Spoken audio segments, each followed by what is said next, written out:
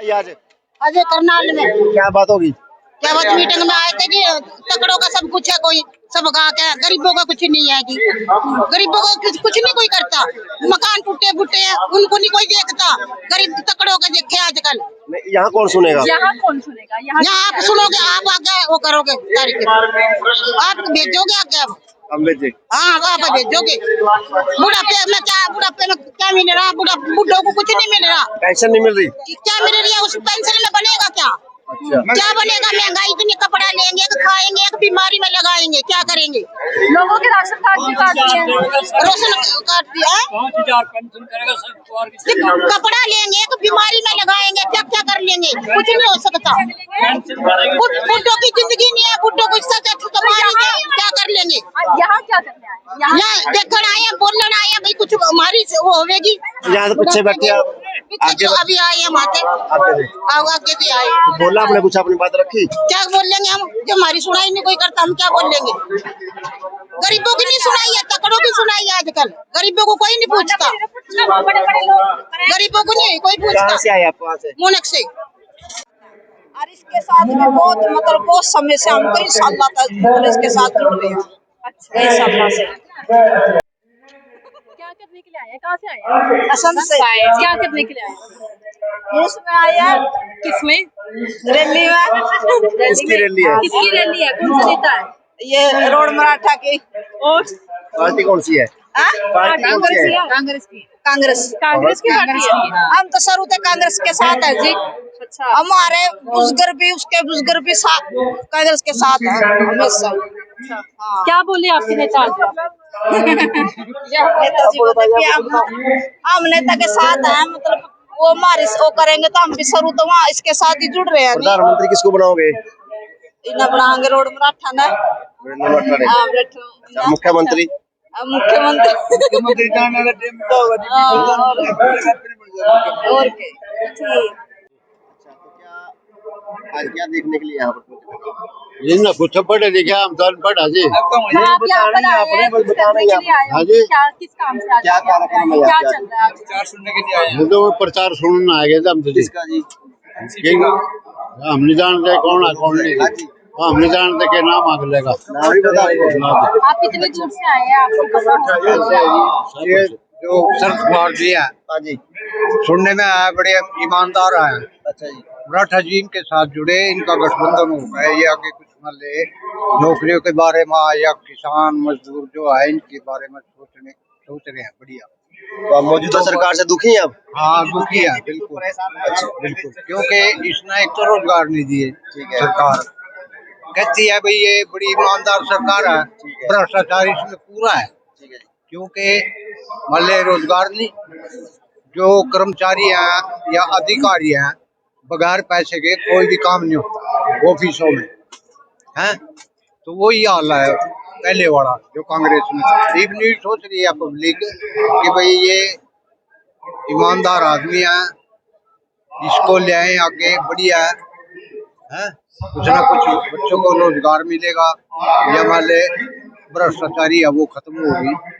ऐसा हमारा तो ये विचार है। कितने समय से जुड़े हुए आप एनसीपी के साथ? बस हम तो ये अभी जुड़े हैं। अभी जुड़े हैं। मराठा वीरेंद्र जी, हम हैं मराठा वीरेंद्र जी के साथ। मराठा वीरेंद्र जी ने ये पार्टी ज्वाइन की है, उसके साथ ही फिर हम जुड़ गए। किस पद पर देखना चाहते हैं वीरेंद्र जी को? हैं? मराठा जी को किस पद पर देखना वो तो जी सीएम बन जाए तो बढ़िया है। करने वाला ये आज एनसीपी की हमारे लिए जी, और हम यहाँ पे और हम यहाँ पे माननीय शरद कुमार जी पहुँचे आज करनाल में। तो हम उनके स्वागत के लिए यहाँ पहुँचे हैं। माननीय शरद कुमार जी बहुत ही अच्छे नेता हैं और इन्होंने किसान मजदूरों के लिए बहुत अच्छे अच्छे कार्य किए हैं जी। और महाराष्ट्र में ऐसे बहुत से इन्होंने काम कर रखे हैं कि वहाँ की जनता, किसान मजदूर, व्यापारी सब इनसे खुश हैं। तो आज हम भी यहाँ पे इसलिए पहुंच जाएगी ताकि हरियाणा में भी एनसीपी की सरकार लाई जाए और जैसे महाराष्ट्र खुशहाल है और वैसे भी हरियाणा को भी खुशहाल बनाया जाए। मौजूदा सरकार से आप खुश नहीं है? बिल्कुल नहीं, हम मौजूदा सरकार से हम खुश नहीं है। मौजूदा सरकार में बेरोजगारी फैल गई, भ्रष्टाचार है, और महकमा और मतलब मजदूर किसान सब इनसे दुखी है जी। और अगर हम महाराष्ट्र की बात करें, महाराष्ट्र में रोजगार गारंटी कानून सबसे पहले और पूरे इंडिया में सिर्फ महाराष्ट्र में ही कानून लागू है जी, और कहीं भी लागू नहीं है। बीजेपी सरकार रोजगार देने की बात करती है, लेकिन यहाँ तो जो रोजगार आम आदमी पहले थे वो भी उनसे रोजगार छीन लिए गए हैं जी। तो आज हम शरद पवार जी को प्रधानमंत्री के रूप में देख रहे हैं, और इसलिए हम आज यहाँ करनाल में इकट्ठा हुए हैं कि ताकि एनसीपी पार्टी को मजबूत किया जाए और सभी वर्गों का साथ लेकर चले जाए, और आगे आने वाले टाइम में 2024 में एनसीपी पार्टी की सरकार बनाई जाए। धन्यवाद। क्या कार्यक्रम में आज यहाँ पर आप पहुंचे हैं? वीरेंद्र मराठा जी का प्रोग्राम है, शरद पवार साहब जा रहे हैं, एनसीपी पार्टी के अध्यक्ष हैं। क्या जानते हैं आप एनसीपी पार्टी के बारे में? ये बहुत प्राचीन पार्टी है, महाराष्ट्र से स्टेट लेवल की होगी शायद, हमें तो इतना सेंटर लेवल की है एनसीपी पार्टी, इतना तो हमें पता नहीं। लेकिन हमारे वीरेंद्र मराठा जी है यहाँ करनाल डिस्ट्रिक्ट से, पहले भी इसके साथ विलय हो गया इसकी पार्टी का। अब यहाँ से मिलके इलेक्शन लड़ने की संभावना है आने वाले 2024 में। आपके नेता अब तक कितनी पार्टियां बदल चुके हैं मराठा वीरेंद्र भगवान? वैसे तो चलते ही रहा जी, फिर पार्टियां तो बदलते ही रहे जी, कोई बात होगी फिर हार जाए तो कोई बात नहीं, हार का भी जीत का तो प्रोत्साहन मिला। चलो एक मनी लड़े तो अगली पार्टी, पहले तो एकता पार्टी थी इसकी, अब इसमें शामिल हो रहे। सुनने के लिए पहुंचे हो? हाँ, मैं सुनने के लिए अपने नेता को सुनने के लिए चाहते हैं कि आप क्या उम्मीद है आपको आपकी पार्टी से? उम्मीद है हमारी पार्टी पहले भी दूसरे नंबर पे आई थी, एकता शक्ति पार्टी, अब की बार जीत का परचम लहराएंगे। क्या उम्मीद है, क्या करेगी? कार्य करेगी जनता के लिए, किसानों के लिए, मजदूरों के लिए, जो बेरोजगारी का सिस्टम हो रहा उसके लिए काम करेंगे। वोट तो हमने बीजेपी को दी थी। वोट हमने नहीं कोई बीजेपी को दी, नहीं दी, हमने तो कांग्रेस को दी। हाँ, बीजेपी की नहीं। खुश नहीं है बीजेपी से? है जी, खुश नहीं है बीजेपी से? बीजेपी से खुश नहीं है। सेंटर लेवल पे उसने कार्य बिगाड़ रखे है, लेकिन हमारा कट्टर साहब फिर भी सही इंसान है। हाँ, और जो कार्य कर रहे हैं हरियाणा के अंदर बहुत बेस्ट कार्य कर रहे हैं। हाँ, खुश है मतलब? हाँ, उससे खुश है। तो फिर दोबारा बीजेपी आई है, लेकिन अब देखना है, अभी मान लिया बदलाव, चेंजिंग तो चाहिए। हाँ जी, क्या कार्यक्रम है आज? कार्यक्रम तो ये रैली चल रही जी राष्ट्रवादी कांग्रेस की। अच्छा, हाँ, तो सुना आपने सारा? हाँ, सुनने लग रहा क्या कह रहे? यही बस पार्टियों के बारे में है ये, तो वो उसकी पार्टी के बारे में वो बोलेगा, वो उसकी पार्टी के बारे में बोलेगा। ये तो आप समर्थन में आए हैं ऐसी बात? हाँ जी, नहीं समर्थन में आए हैं। हाँ जी, कौन-कौन से नेता आज आपको? हाँ जी, कौन-कौन से नेता हो? हम तो मराठा जी के साथ ही हैं। हमें दूसरे जो कुंवर जी तो हमारे है ही है, जो मान लें मराठा जी हमारे, जिसके साथ मराठा जी लगते हैं तो हम तो उसी के साथ हैं। हाँ, कब से जुड़े हुए मराठा जी? हम तो जुड़े कम से कम 20 साल हो गया। हाँ जी, जीतने की पार्टी? कोशिश तो है, मैदान में कोई आता है तो जीतने के लिए आता है, कोई ये तो सोचता ही नहीं है भाई मैं हारूं। बीजेपी से परेशान? हाँ जी, बीजेपी से परेशान? बीजेपी से तो हर ही आदमी परेशान है इस टाइम। हर आदमी के, इंसान के हाथ में किसी न किसी चीज का कागज होता है, ये फॉर्मेलिटी पूरी कर, ये फॉर्मेलिटी पूरी कर। अफसरों के पास आते हैं, लेकिन अफसर कोई ख्याल नहीं करता, मतलब इसलिए पब्लिक परेशान है। हाँ जी, मेरा नाम करम सिंह है। ये किसानों के, मजदूरों के, दस्तकारों के, समाजवादी पार्टी समर्थन के लिए आए हैं? हाँ, समर्थन के लिए आए। वीरेंद्र वर्मा जी है नहीं है, ये बेचारे बहुत अच्छे हैं। आपके नेता ही? हाँ हाँ, नेता है। क्या बनाओगे? हम इसको बनाएंगे, प्रधानमंत्री बनाएंगे। वीरेंद्र वर्मा का प्रधानमंत्री। जीता जटान से आए। कौन सी पार्टी के समर्थन के लिए पहुंचे? इसी पार्टी के लिए आए। कौन सी नाम भी तो होगा पार्टी का? ये बोला कांग्रेस एनसीसी से क्या बोल रहे थे। अच्छा, तो क्या सुना, क्या बोले नेता? मन तो अच्छा लगा। अच्छा लगा, क्या बोले? अच्छा लगा क्या, यही बीजेपी की बदनामी हुई और बीजेपी आई बदनाम करने की। और क्या कह के गए? बीजेपी किसानों का साथ नहीं देन दिया। अच्छा, ये आएंगे तो क्या करेंगे? पता नहीं बीजेपी आएंगे तो पता लगेगा इनको। तो अभी आज क्या बोला? आज ही तो बोला ना। आज यही तो बात की, बस किसानों के बारे में कहे ना, अभी किसानों की कोई वो नहीं कर रहा है, कदर नहीं कर रहे हैं। ले आएंगे अगली बार यही पार्टी में ले आएंगे। हाँ, इसी पार्टी ने वोट देंगे हम तो।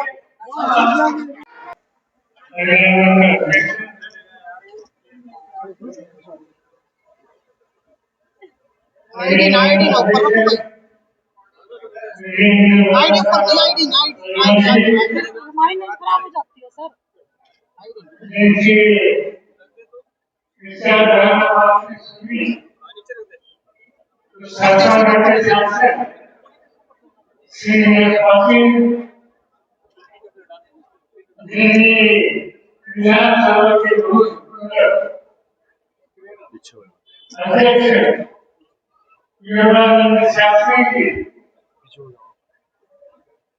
देश के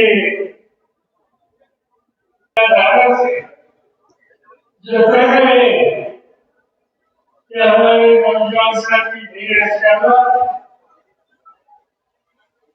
हमारे जो स्टूडेंट्स है इसी जिम्मेदारी जिनके कदम सकती है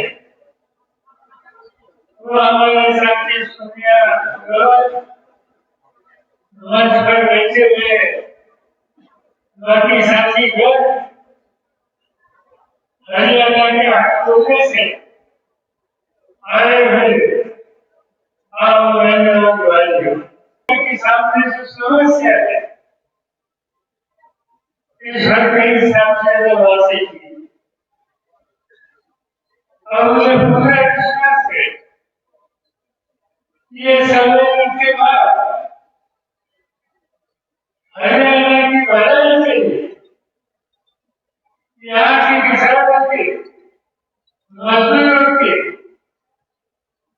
घूसखोर सेनानियों के, महिलाओं के, दलित के, सचिव के लिए जो कुछ पैदा होगा इसका कार्यक्रम चालू करके हम लोग मेहनत करेंगे और आप लोगों की समस्या दूर करने के लिए जो भी करने की आवश्यकता है वो यहाँ किया जाएगा। मुझे खुशी की बात है कि जब हरियाणा में जाने के बाद हम लोगों के सामने आती है तब देश की कमाल है, मीडिया से बात कर ही नहीं रहे, क्यों डर रहे हैं? हाँ, मीडिया से बात ही नहीं कर रहे, क्यों डर रहे हैं? कोई डर लग रहा है?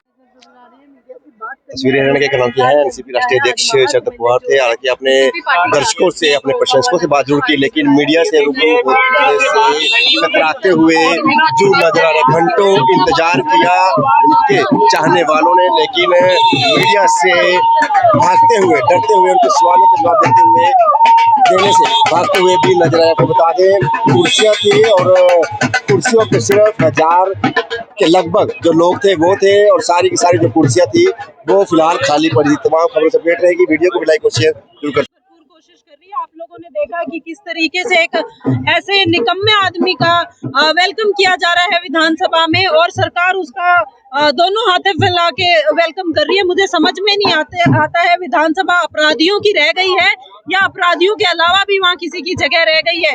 जिस प्रदेश में बेटी सुरक्षित नहीं है और जिस बेटी ने सामने आके ये बात बताई थी कि किस तरीके से इस संदीप सिंह ने उसकी इज्जत पे हाथ डालने की कोशिश करी थी, उसके साथ घिनौना काम करने की कोशिश करी गई थी, उस आदमी को तो समाज से बाहर कर देना चाहिए था, लेकिन ये सरकार उसको मंत्री बना के विधानसभा में बिठा रही है। मैडम सोनिया ये कहते हैं हरियाणवी एक यही कोई गरीब आदमी होता क्या होता? यही गरीब नहीं, ये कोई आम घर का कोई भी गरीब, मिडिल क्लास या कोई भी आम घर का कोई भी बालक ऐसा माड़ा काम कर देता अब तक जेल में होता, लेकिन ये आदमी खुले सांड की तरह घूम रहा है और मंत्री भी यूं का यूं है, और एमएलए तो खैर जेल में तो जाना ही कहाँ था जब मंत्री ऐसे कैसे। मैडम चंडीगढ़ पुलिस ने पोलोग्राफी कराने की बात कही है, अब हरकत में आई है, क्या कारण है, इतनी देर से क्यों जागी है? लेकिन मैं तो धन्यवाद करूंगी चंडीगढ़ पुलिस का, देर से ही भले जागी तो सही, कम से कम आंखें खुली तो सही, उनकी कुंभकर्ण वाली नींद टूटी तो सही। जी मैडम, क्या स्थिति क्या है हरियाणा में महिलाओं की? स्थिति ये सेंट्रल गवर्नमेंट की रिपोर्ट कहती है हरियाणा में महिलाएं सबसे ज्यादा असुरक्षित है। हरियाणा महिलाओं के लिए सबसे ज्यादा असुरक्षित राज्य है।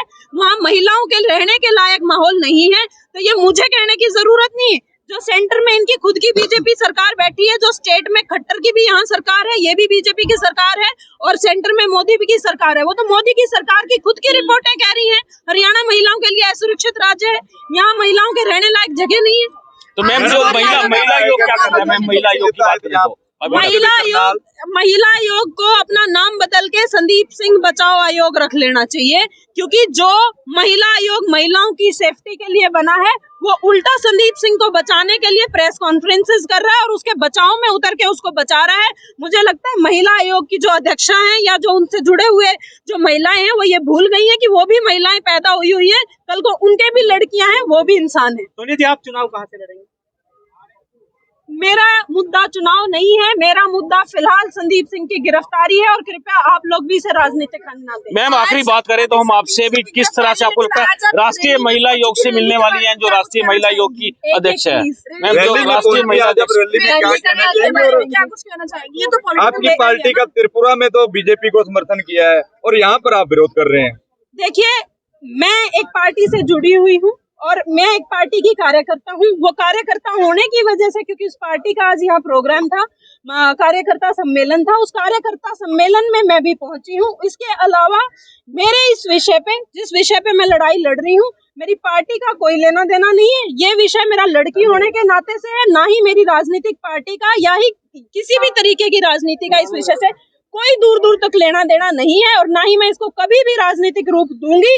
आज आप लोगों के सामने भी कह रही हूँ और पहले भी मैं कई बार कह चुकी हूँ, ये हमारी सामाजिक लड़ाई है, ये मेरी महिला होने के नाते से लड़ाई है।